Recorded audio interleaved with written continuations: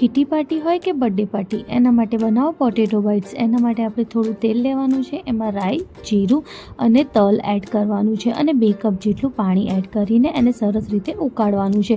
હવે એમાં મીઠું, ચીલી ફ્લેક્સ અને પીઝા સિઝનિંગ એડ કરીને એને સરસ રીતે બોઇલ થવા દેવાનું। જે કપથી આપણે પાણી લીધું હોય એ જ કપથી આપણે 1 કપ જેટલું સોજી એડ કરવાનું અને એનું એક સરસ ડો રેડી કરી દેવાનું। હવે એ ડોને આપણે સરસ રીતે ઠંડુ થવા દેવાનું।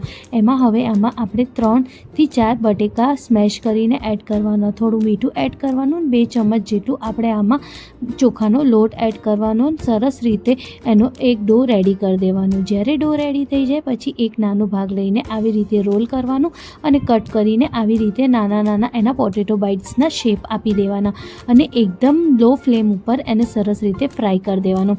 જ્યારે સરસ રીતે ફ્રાય થઈ જાય તો રેડી છે આપણા પોટેટો બાઇટ્સ। રેસીપી જરૂરથી ટ્રાય કરજો। Thank you.